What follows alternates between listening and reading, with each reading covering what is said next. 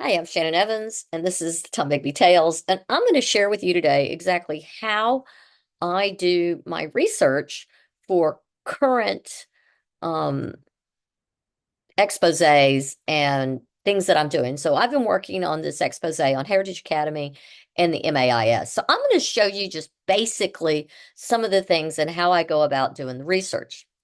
So go along with me, and I'll teach you how to do it, and you can double check my facts and see what you find for yourself.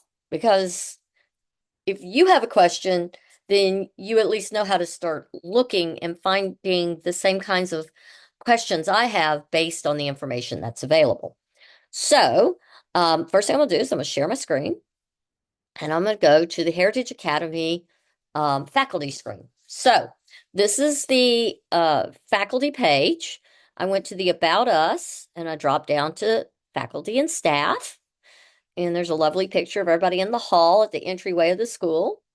And with the exception of the head of schools and the principals, the rest is alphabetical.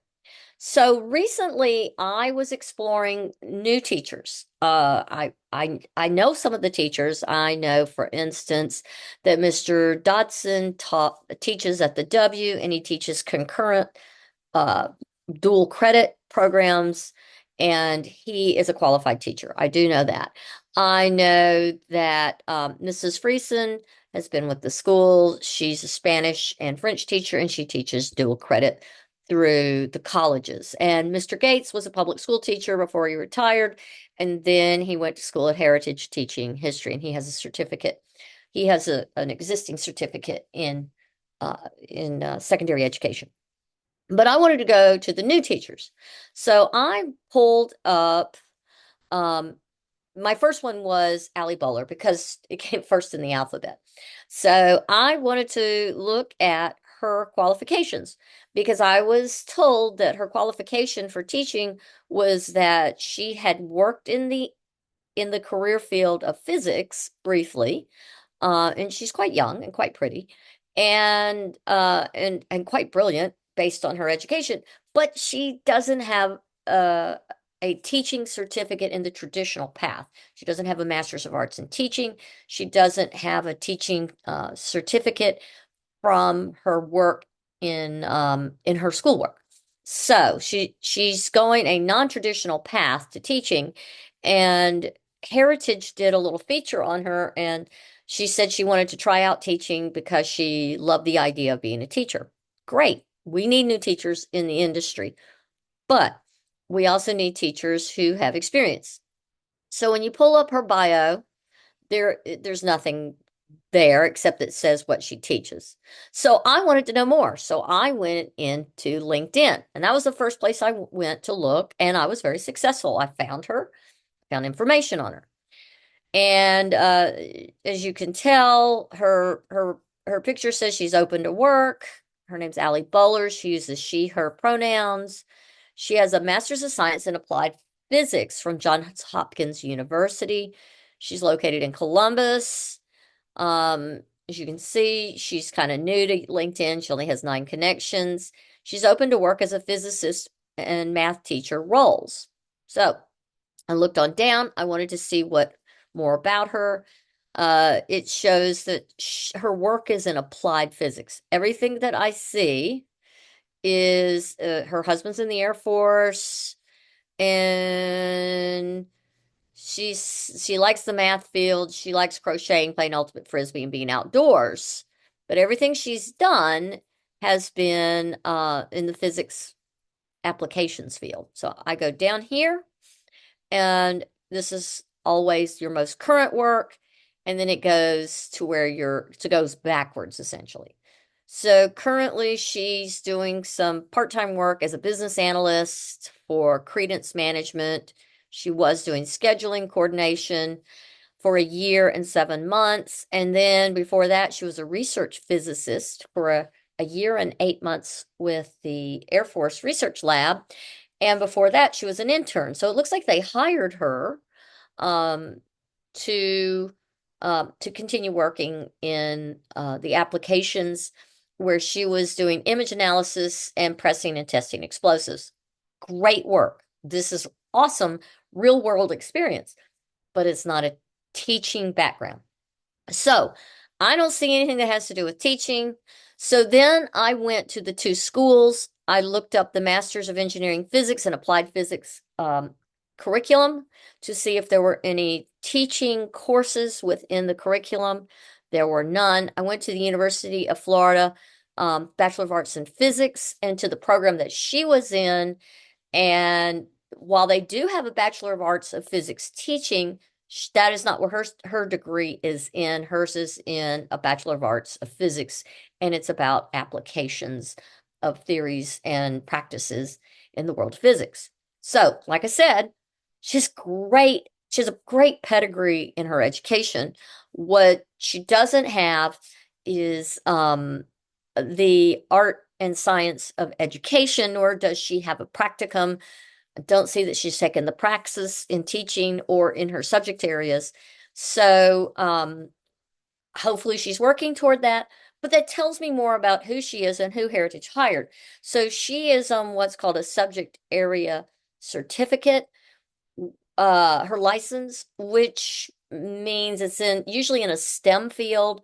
Um, I'm kind of surprised that they gave it to someone with so limited of experience in the field so far because she's so young.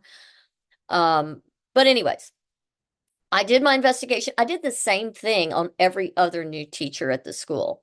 And it was really easy to look them up and to find this information on their education and their work history.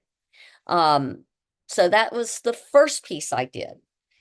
Then let's leave behind the school and LinkedIn, and let's go to my work with the dispatch. Okay.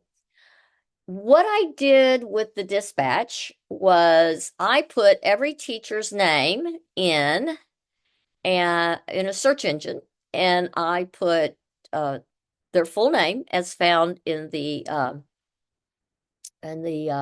staff directory, and I pulled up some of the previous teachers who are now gone and their history and found that some of them have some cool things in their background and some of them not so cool. So in Google, I used phrases like first name, last name, arrested, first name, last name, convicted. One of the ones I pulled up is from 2009. Uh, it was a raid that was conducted in Oktibbeha County in Starkville. And the reason why I did this was there was a teacher at Heritage who was quite popular. He taught there for several years, but he's been going around town saying that what I wrote about the background on that teacher, um, one, he said it was not public record and that I shouldn't be posting it about it. I didn't name his name. He actually outed himself. So I wanted to show you where I find this information and how you too can find it. So this is the Dispatch, our local paper. And I knew that his name was Kenneth B. Kidders, Kenneth Brad Kidder. I think it's Bradley actually. And I put it into the search bar with Google, and it yielded this article, Raid Yields Pot and Cash. And you can see he was 22 when he was arrested. He had a bond of $6,000 and he had marijuana and Schedule 4 controlled drugs. So it was a conspiracy to sell and possession. So possession of the Schedule 4 drugs, he might not have had very many. Schedule 4 is usually things like Darvocet, some more heavy duty painkillers. But the marijuana, when I did more research, he actually was convicted. He did 6 months in the Oktibbeha County Jail, and then he was on probation for 5 years. And at that point, it tells you in the other article how many ounces he had. So that's just what it is, and that's where I found it. And nobody told me any insider information. It was very public at the time it happened. A local restaurant sold t-shirts that said free kidder. So this isn't a big secret in this town. We live in a small town. So, the information's out there and it's fairly easy to find. So that was that. So that kind of explains how I found that information. So that's one. So now I'm going to go let me close that. So now I'm going to go to the other person. So I was doing research on Jonathan Banks, who is a PE teacher in the elementary school at Heritage currently, and he is a football coach under Tobias Smith, who Coach Harrison, headmaster Sean Harrison, brought on board to be the head coach, and Banks played in the pros for I think 5 years. Um, I just went and did a little research, and again, the same thing. I put in Jonathan Banks arrested, and it shows up right here. So in the search bar, when I searched for that, that came right back. There's the picture and then the details. Now, in this particular case, he wasn't convicted. The wife didn't press charges. That's in another article. And then he coaches at New Hope. He's there very, very briefly, and then he is hired at Heritage. So, there again, there's the information. It's easy to find. I'm not making it up. The article is dated March 11th, 2020. So, now that leads me to financial concerns that I want to talk about. I always look at financials. So here's the thing that you have to remember. I'm going to go back to the search page. I wanted to look up Heritage Academy's financial information. They are a 501c3, as it says right here, 501c3, and they're also called the Columbus Educational Foundation. I knew that I can go and ask them for this information and do a public records request. Except they don't have to comply with anything except it's just they can give you their 990s. Now, I'm going to show you how I did that. So I went up here and I typed in as you can tell, I'm doing Civil War history again. I typed in Heritage Academy 990s. Okay. And what that does is that pulls up several organizations that publish the 990s that are with the federal government. I went with Cause IQ. I've used their work before. ProPublica is also a very highly recognized organization for publishing. It's a publishing clearinghouse of 990s for nonprofits. So I clicked on this. There we go. And here we are. We can look at they are 501c3, have 122 employees. They were formed in 1964. And we can see their most recent tax filings were 7/01/2023, which actually means that those are the 2022 year of taxes. So pull those up. I can see year to year. I can see their total expenses were a little under 4,000. Their total revenues were over 5,000. Their assets, their number of employees. Now, I can look at comparatives. I can look at who funds them, where they get some of their money from. So they got a grant from Alabama Power, one from International Paper, and Amazon Smile Foundation, but that doesn't exist anymore. I can look and see who's on their board, and I can open this up. I see that most of their board is volunteer, with the exception of their treasurer, Kirk Hardy, who gets paid $12,000 a year. I think he's a CPA. So he's doing their books, and then those get turned over. He does their financials, which then get turned over to TE Lot, and TE Lot files them.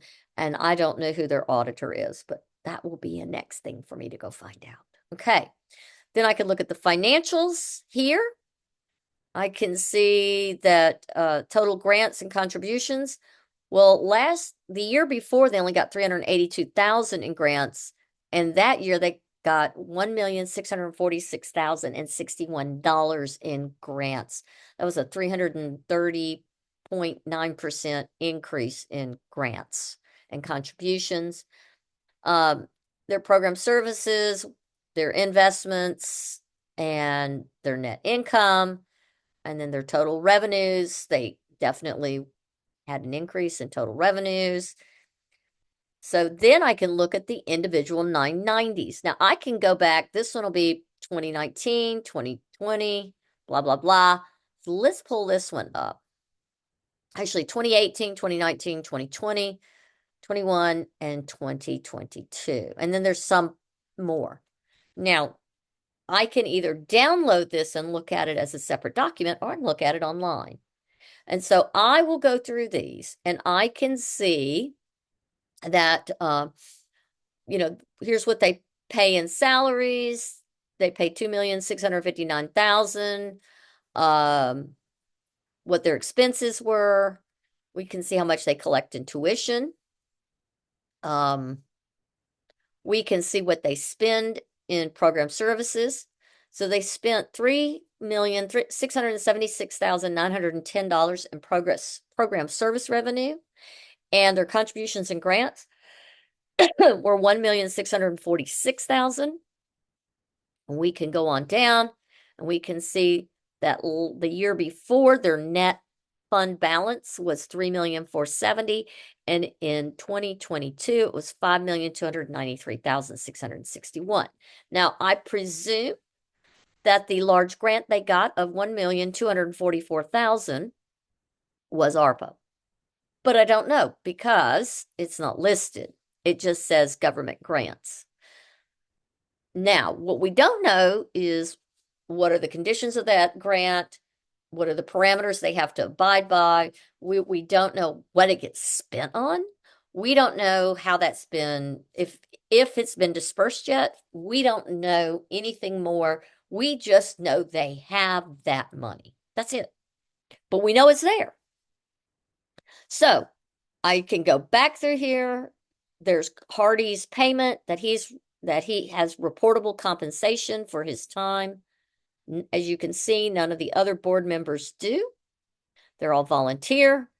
We can keep going down, and there's the government grant right here. Contributions, gifts, and grants. They got $1,244,242 in government grants. Their other contributions and gifts and grants and similar amounts is $401,819. And then in kind, meaning non-cash contributions, is $4,922. Which is where they get, when they total it, that $1,646,061 that's above. They then had $3,208,193 in tuition. They collected $377,695 in fees, $63,683 in gate receipts, and $339 in concessions and store, meaning they made some money. They had $3,676,910 coming into that school from these items: tuition, fees, gate receipts, concessions. That was their investment income was $119,486. They had fundraising. Their net from fundraising was $235,362. And then we get all the way to the end, and their total revenue is $5,704,961. That's a lot of money. So I look at all these things, and I'm going to scroll on down to the bottom. And then I look, all the breakout, the explanatory materials are here. I'm going to go to part 8. And 9. So there's nothing's listed. And I go to the very end, and this is what I find most interesting. Non-discrimination stated in his advertisements on his promissory note on school tuition, which Good. It said, and this year they didn't receive any money for driver's education program, but they did receive $5,705 through the Columbus Public Schools for Title II programs. Now, the previous year they received, I believe, 5,000 for driver's ed and 10,000 from Title II. It's not clear to me why a private school is entitled to Columbus Public School monies, which would probably be Title II is a federal program. So I'll have to do a little more investigation. Now, this triggers something in me that says, okay, where is this information?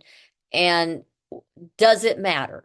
Why are they getting this money? Are they supposed to? So I will investigate what Title II program is. To my understanding, it has to do with the services for students who are very low income, like indigent children, and also for students with learning disabilities. So trying to find out where this money went and what it was allocated for and was it used for that allocation is going to take a little bit more investigating. But mostly what I'm going to do is first go talk to somebody at the district to find out a little bit more about how the Title II program works in the Columbus Public Schools and how and why the Heritage is eligible for some of that funding. There you go. It's just basic research. And that's essentially what I do. I am not doing anything that you can't do. It's basic research. It's available. It's public. This is all publicly available information. There's no insider trading. There's no insider information. There's nothing I'm doing is not available in the public sector. Everything can be found. It's just a matter of how you go and research it. So, if you want to double check on what I've said and the information and where I've gotten my information from, go look yourself. Go look up the news teachers. Go to their LinkedIn. Look for their personal pages. Look on their background. See what they have to say. Were they a coach before? Is this new for them? Did they play the sport they're coaching? What are these people doing and how did they get there and why were they chosen and why do they matter and why are they the best for the job? It's all you got to do. Do basic research. I have been accused of making stuff up. I have been accused of not knowing what I'm talking about. I'm just showing you the information. You too can go and look for information about where your student goes to school, about who's coaching your child, about the programs available for your child and how they are funded and what kind of funding that school has or that nonprofit organization. You too can go and use publicly available information. You might have to dig a little. You might have to be a little creative in your search, but you too can go and find the information that I am presenting and see for yourself. Just check. That's all you got to do. Be a responsible consumer and don't just take everything on face value. Do a little bit of your own digging. Ask questions. Everybody has the same right to find the information and to ask questions. These are your children. This is your community. This is my community. These children that are learning in this environment are going to come back to this town after they go to university, after they go learn a trade. They're going to be our doctors, our lawyers, our dentists, our teachers, our plumbers, our electricians. They're going to be our leaders in our government. They deserve the best education that we as a community can give them, whether it's private or public, it doesn't matter. They deserve to know the truth and they deserve to be taught by people who are highly qualified, especially if you're paying almost $9,000 a year for their education. Be good consumers, do your own homework, ask questions, and if you can't find something, let me know and I'll send you the link and I'll help you out. Thanks for following me on the Tom Bigby Tales, and this applies to every community in the United States. You too can go and do this type of research and find the same information I've found. Until next time.